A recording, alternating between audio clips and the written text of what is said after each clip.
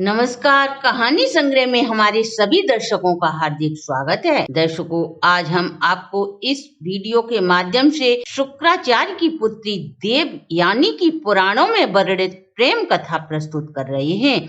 आखिर देवयानी अपने ही भाई के साथ विवाह क्यों करना चाहती थी? इससे पहले अगर आपने हमारे चैनल को सब्सक्राइब नहीं किया तो सब्सक्राइब करें, वीडियो को शेयर एंड लाइक अवश्य करें। संपूर्ण जानकारी के लिए वीडियो को अंत तक जरूर देखें। दैत्य गुरु शुक्राचार्य की पुत्री महासुंदरी देवयानी का इस तरह अपने भाई पर आकर्षित होने की कथा पुराणों में इस प्रकार वर्णित है।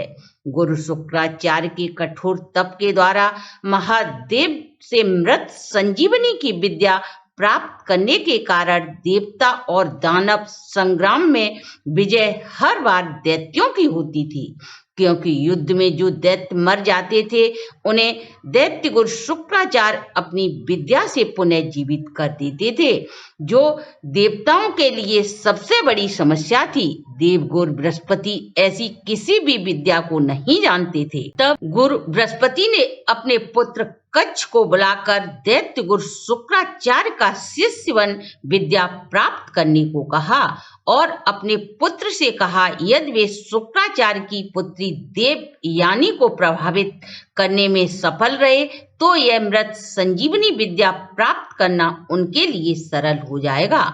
कच्छ बृहस्पति की तीसरी पत्नी ममता से उत्पन्न हुए थे। कच्छ अपने पिता बृहस्पति से आशीर्वाद लेकर दैत्य गुरु शुक्राचार्य के पास पहुंचे। उनका शौर्य और सौंदर्य देख दैत्य गुरु शुक्राचार्य की पुत्री मन ही मन उनकी ओर आकर्षित हो गई। कच्छ के आगमन से दैत्यों को यह आभास हो गया कि कच्छ यहाँ पर मृत संजीवनी विद्या सीखने आए हैं और यदि कच्छ इस विद्या को सीख लेता है तो राक्षसों के लिए यह घातक सिद्ध हो जाएगी। इसलिए दैत्यों ने कच्छ को मार डाला। उधर जब देवयानी को इस बात का पता चला तो वह दुखी हो गई और उसने अपने पिता शुक्राचार्य से कच्छ को पुनः जीवित करने की प्रार्थना की। शुक्राचार्य अपनी पुत्री देवयानी की कच्छ के प्रति प्रेम को जान गए थे, अतः उन्होंने कच्छ को पुनः जीवन प्रदान कर दिया। यह बात जब दैत्यों को पता चली तो उन्होंने पुनः कच्छ को मार दिया, परंतु पुत्री प्रेम के कारण शुक्राचार्य ने कच्छ को पुनः जीवित कर दिया।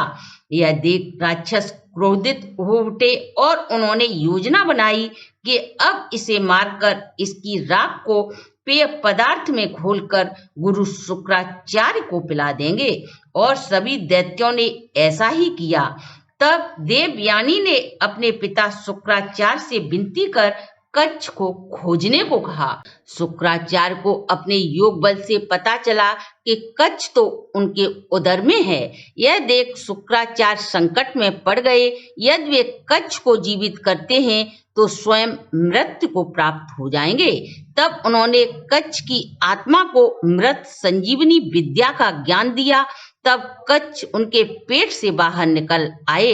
जैसे ही कच्छ उनके शरीर से बाहर निकला, शुक्राचार्य की मृत्यु हो गई। तब कच्छ ने संजीवनी विद्या के प्रयोग से शुक्राचार्य को पुनः जीवित कर दिया। देवयानी यह देखकर प्रसन्न हो गई और कच्छ के सामने विवाह का प्रस्ताव रखा। तब कच्छ बोला, वह गुरु शुक्राचार्य के पेट से निकला है और गुरु शुक्राचार्य उसके पिता हैं, अतः तुम मेरी बहन हो। अतः कोई भी भाई अपनी बहन से विवाह नहीं कर सकता। वह यहाँ मृत संजीवनी की विद्या को सीखने आया था। अब उसके देवलोक जाने का समय हो गया। कच्छ के इस तरह विवाह प्रस्ताव को ठुकराने से देवयानी ने कच्छ को श्राप दे दिया। वह इस विद्या का प्रयोग कभी भी नहीं कर पाएगा। ऐसा श्राप सुन कच्छ भी क्रोधित हो उठा और उसने देवयानी को श्राप दे दिया, उसका विवाह एक चरित्रहीन राजा से होगा। और ऐसा कहकर वह देवलोक चला गया।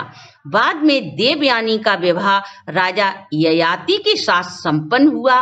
राजा ने अपने पुत्र पुरु की जवानी मांगकर उन्हें बुढ़ापा दे दिया, मगर फिर भी भोग विलाप से तृप्त नहीं हुए। ये सब कच्छ के श्राप का परिणाम था। दर्शकों, ये थी हमारी आज की वीडियो। अगर आपको अच्छी लगी हो तो आप हमारे चैनल को लाइक, सब्सक्राइब और शेयर करें।